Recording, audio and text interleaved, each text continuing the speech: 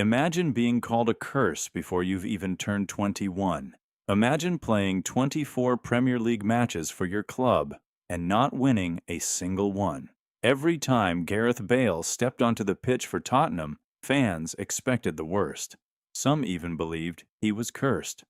The media called him a jinx, and there were serious talks of selling him to Birmingham City for a fraction of what Spurs had paid. It's hard to believe that just a few years later, that same player would become the most expensive footballer in the world. This is the incredible transformation of Gareth Bale. When Tottenham signed Bale from Southampton in 2007 for £7 million, they thought they were getting one of Britain's brightest young left-backs. He had blistering pace, a deadly left foot, and endless energy. But football isn't always kind to young talent. For nearly 3 years, Bale couldn't catch a break. Tottenham simply couldn't win when he played in the Premier League. Every defeat made the jinx story grow stronger. Confidence disappeared, critics piled on, and many believed his Spurs career was already over. Then, everything changed. Manager Harry Redknapp saw something everyone else had missed. Instead of asking Bale to defend, he pushed him further up the pitch. It was one simple decision that completely changed football history. Suddenly, Bale wasn't worrying about stopping wingers. He became the winger nobody could stop. His incredible speed, powerful running, and fearless attacking style made him one of the most exciting players in England almost overnight. But the moment the entire football world truly noticed, Gareth Bale came on one unforgettable night. October 20th, 2010. The San Siro. Tottenham versus Inter Milan in the Champions League. Inter were the reigning European champions, and their star right back, Maicon, was widely considered the best in the world.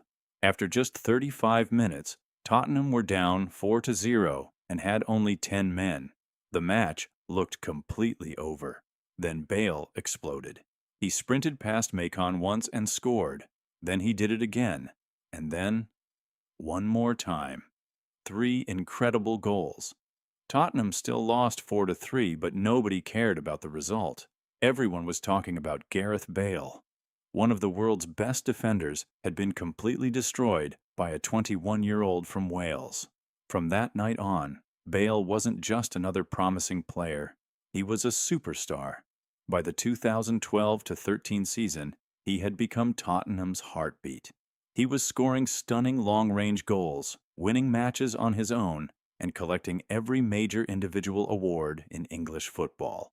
He had simply become too good for the Premier League. Real Madrid came calling. After months of speculation, Bale completed a world record transfer worth around €100 million, joining Cristiano Ronaldo and Karim Benzema to form the legendary BBC attack. The pressure was enormous, but Bale delivered. He scored one of the greatest solo goals ever seen in a Copa del Rey final, sprinting past Marc Bartra before finishing brilliantly. Then, in the 2018 Champions League final against Liverpool, he produced one of football's most unforgettable moments. An overhead kick, perfect technique, perfect timing. One of the greatest goals ever scored in a Champions League final. It sealed another European title and cemented his place in football history. By the time he left Madrid, Gareth Bale had won 5 Champions League trophies, multiple league titles, and scored over 100 goals for one of the biggest clubs in the world. Not bad for a player once called a curse. His story proves that sometimes success isn't about changing who you are. It's about finding where you truly belong. A struggling left-back became one of the most dangerous attackers football has ever seen, all because one coach believed he had more to offer. So the next time someone tells you you're not good enough, remember Gareth Bale, the player who couldn't win, the player everyone wanted to sell, the player who became a €100 million superstar. Sometimes all it takes is one opportunity and the courage to run. If you enjoyed this story, don't forget to like the video, subscribe to the channel, and let us know in the comments. Which football legend should we cover next?